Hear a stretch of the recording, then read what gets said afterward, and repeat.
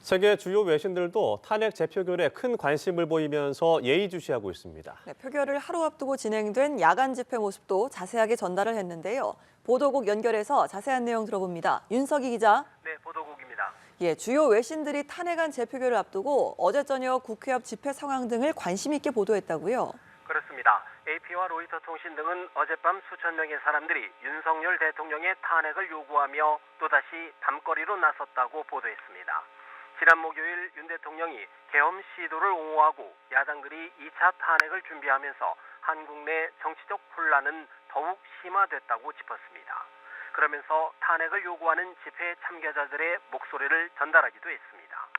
AP통신 한국특파원은 한국에서 정치적 혼란이 일어나는 것은 드문 일이 아니지만 지금의 상황은 최근 몇 년보다 더 심각하다며 정치적 혼란이 해결될 수 있을지 모두가 지켜보고 있다고 전했습니다.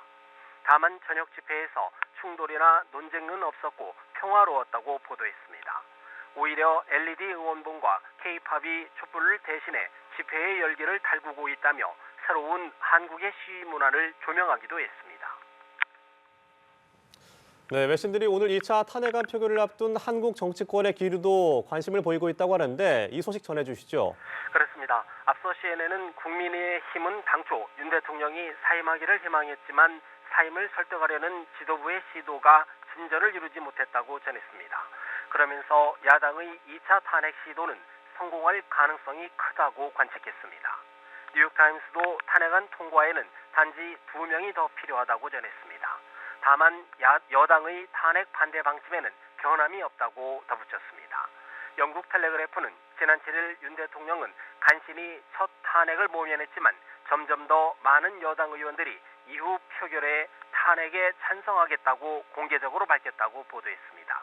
현재 국민의힘 의원 가운데 탄핵 찬성을 공개적으로 밝힌 의원은 7명입니다. 야당의 2차 탄핵 소추안에서 외교 관련 문구가 삭제된 것을 놓고 미국과 중국의 치열한 외교전이 있었다고요? 그렇습니다. 지난 7일 폐기된 1차 탄핵 소추안에는 윤석열 정부의 소위 가치 외교가 북한과 중국 등을 적대시하고 일본의 경도도에 전쟁 위기를 자초했다며 탄핵 사유로 적시됐었는데요. 2차 탄핵 소추안에서는 이 문구가 삭제됐습니다. 미국의 소리 방송에 따르면 필립 골드버그 주한 미국 대사가 지난 12일로 예정돼 있던 이재명 민주당 대표와의 만남을 취소하는 등 미국 측이 우려를 표명한 것으로 전했습니다. 미국은 그동안 윤석열 정부와 호흡하면서 가장 큰 외교적 성과로 한일 관계 개선과 한미일 안보 협력을 언급해 왔습니다. 중국 측은 복수의 비공식 채널을 통해 해당 문구가 삭제된 이유를 야당 측에 문의했던 것으로 알려졌습니다. 일본은 한국의 정치적 상황과 관련해 신중한 모습입니다.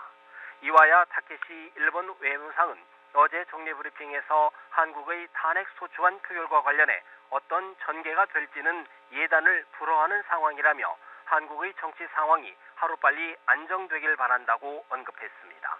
지금까지 보도국에서 연합뉴스 TV 윤석입니다.